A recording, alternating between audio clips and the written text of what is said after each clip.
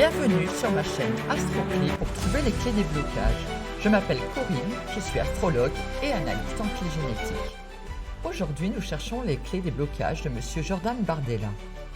Quelles clés a-t-il activées et pourrait-il activer sur son chemin d'incarnation et d'évolution, selon son choix d'âme? Car n'oublions pas que sa date de naissance n'est pas un hasard. Il est de signe solaire Vierge, signe de terre mental qui analyse, trie, peaufine ses talents, identifie ses lacunes et celles des autres, et qui a un sens de l'utilité publique. Mais peut être hyper perfectionniste et contrôlant, critique, autocritique, dans le jugement, intransigeant. Le but métaphysique de la Vierge est de servir le Créateur et mettre son énergie à disposition. Son ascendant est Sagittaire. C'est la polarité à intégrer toute sa vie. Il recherche un sens à sa vie. Comme son corps mi-homme, mi-cheval, l'objectif du Sagittaire est double: explorer et s'expandre. Son but métaphysique est de trouver en lui l'unité primordiale après toutes ces transformations et malgré la dualité inexorable entre l'inférieur et le supérieur. Avec la planète Jupiter en Sagittaire, il a un esprit sportif, intérêt pour la philosophie, le droit et les causes humanitaires. Il doit trouver sa place et répandre un enseignement ou des opinions.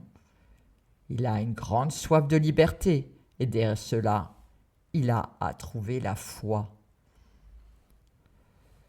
Mais où peut-on trouver ces opinions dans son thème? Ou plutôt, qu'est-ce qui influence ces opinions? Parallèle vite fait avec M. Mélenchon. Ils ont la même lune noire en Cancer et le même Pluton en maison 11. Pour deux dirigeants de partis extrémistes à l'opposé, c'est tout de même assez remarquable.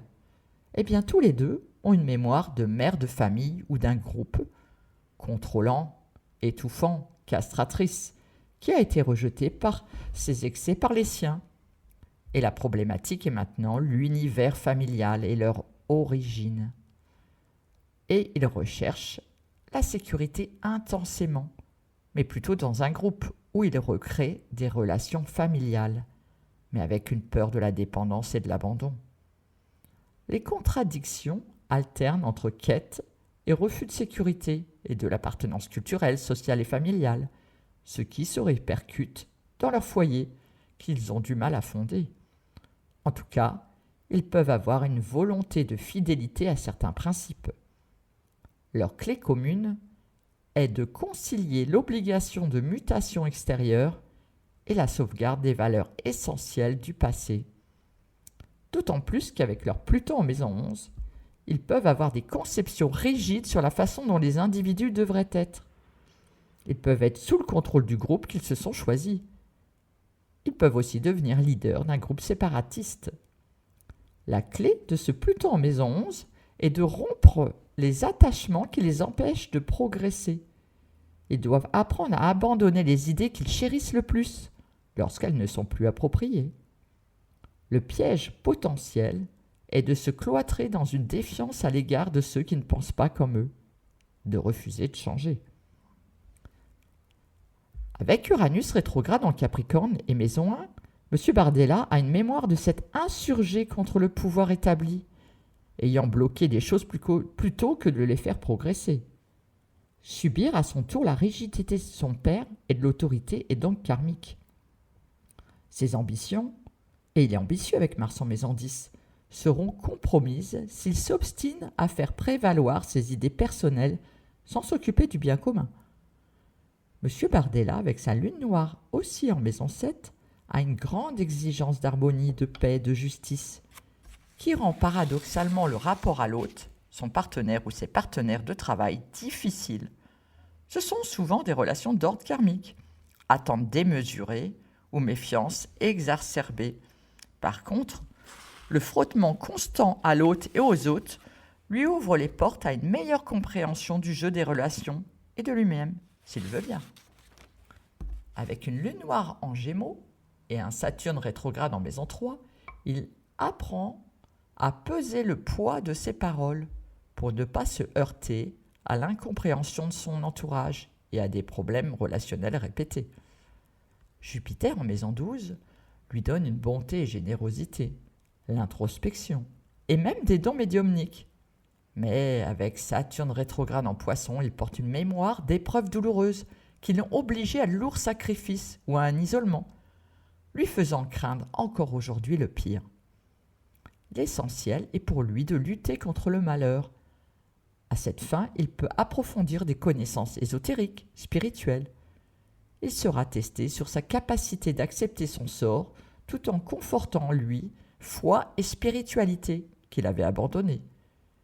Il ne doit pas sombrer dans l'amertume, mais plutôt assumer ses responsabilités en éclairant autrui, sans se sacrifier au devoir, mais dans un sens du dévouement, en dissolvant les rigidités qui le séparent d'autrui et l'isolent. Mais attention, M. Bardella, Neptune en maison 1, comme M. Mélenchon, peut le laisser dans l'utopie, la confusion, l'illusion, au lieu d'être dans ses fréquences les plus hautes, un messager plein d'amour et d'espoir. Mais rétrograde, ce Neptune peut être suspecté de faits répréhensibles s'il n'est pas clair sur ses motivations et ses actes. Chiron, le guérisseur du zodiaque, est en maison 9. Il parle de la blessure liée au dogme, le bien, le mal, à l'idéalisme, aux croyances, à la peur du jugement, comme M. Mélenchon aussi. Il est conditionné à l'extrémisme, les croyances. Le mantra de guérison. Je ne m'enferme pas dans une idéologie, des croyances, et j'ose voir mes idées, mon idéal à la mesure de la réalité. J'accepte de ne pas savoir, d'élargir ma conscience. L'essentiel est d'identifier ma mission d'incarnation, de donner un sens à ma vie.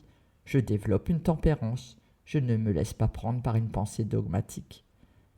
Chiron, le guérisseur du zodiaque, est aussi en balance et parle là d'une blessure liée à l'autre, aux associations, au couple, à son miroir, son ombre. Blessure de l'effet miroir, blessé par l'autre alors que je ne vois pas que je me blesse moi-même.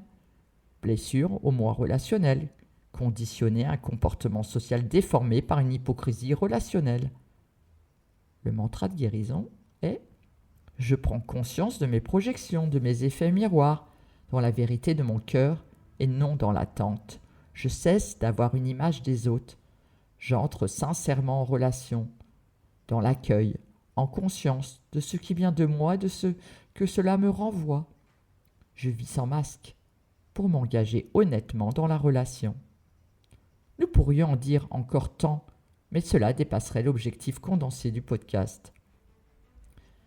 Que dit de plus ton profil hologénétique ? Les 11 clés génétiques principales à voir sur la vidéo du podcast. Il a la blessure de culpabilité, encore comme M. Mélenchon. Ligne 5 de la sphère du noyau pour ceux qui connaissent les clés génétiques.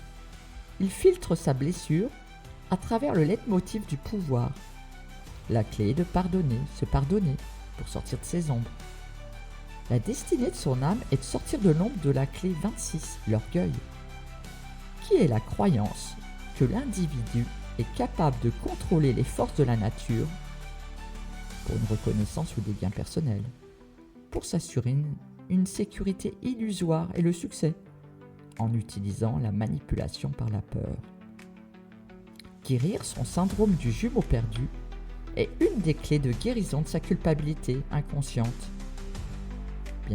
Bien sûr, quand il reste dans ses blessures, conditionnements, croyances, il passe aussi dans les ombres de ses clés génétiques, que je pourrais détailler en individuel seulement. Chaque planète peut se vivre sous 3 fréquences de l'ombre à la pleine lumière. Là est notre libre arbitre. Et vous, que choisissez-vous ? Si vous voulez en savoir plus, likez, partagez, abonnez-vous ou suivez ma page Facebook. À bientôt. Merci.